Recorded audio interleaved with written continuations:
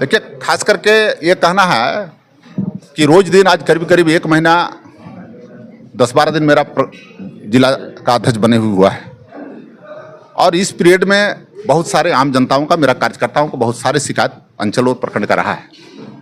हमने उसी निमित्त आज प्रखंड विकास पदाधिकारी और अंचल अधिकारी दोनों से मिले और जो भी धरातल पर उनकी शिकायत थी उस शिकायत से उनको हम रूबरू कराएं और इनको कहे हैं कि जो जनता की भावनाओं के चलते आपको प्रखंड विकास पदाधिकारी और अंचल अधिकारी के रूप में आपको सरकार ने यहाँ नामित किया है, आपका दायित्व बनता है कि सरकार और आम जनताओं के बीच के कड़ी आप हैं।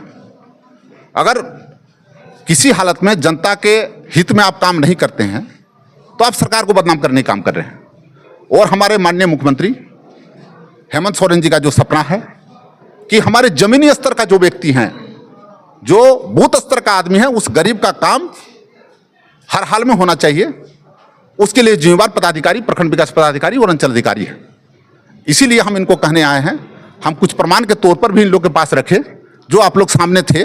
हमने कहे इनको कि जो आपका शिकायतें आ रही है उस शिकायत को किसी हालत में आइंदा इसके बाद मिलना नहीं चाहिए।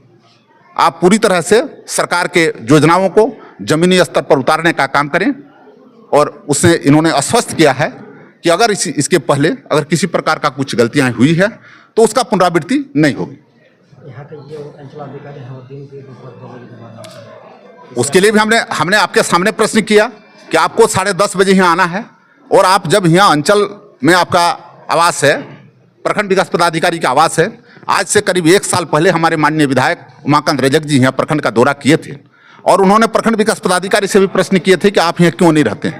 तो इन्होंने कहा था कि यहाँ पानी की व्यवस्था नहीं है।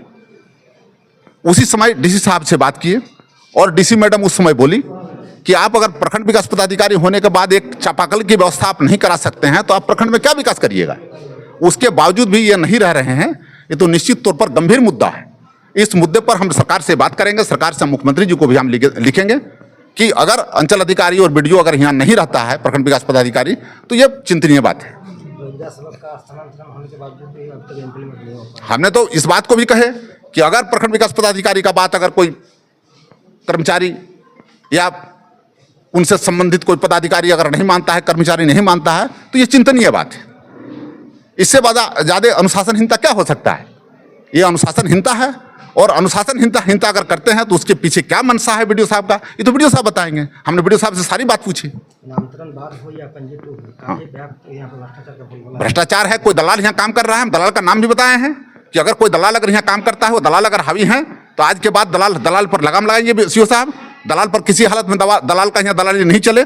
आम जनताओं के साथ आप सीधा संवाद करें और उसका काम करें। एक बात और सामने आया, 1500 खुली रूप से जनता ने कहा, ग्रामीण ने कहा कि 1500 रुपये उससे घूस मांगे। हाँ, तो मांगा गया तो उसके लिए तो हम कहे प्रखंड विकास पदाधिकारी को उस पर तुरंत, उनका वीडियो भी था, उसका वीडियो हमने वीडियो साहब को तुरंत दिलाए और उनको कार्रवाई करें।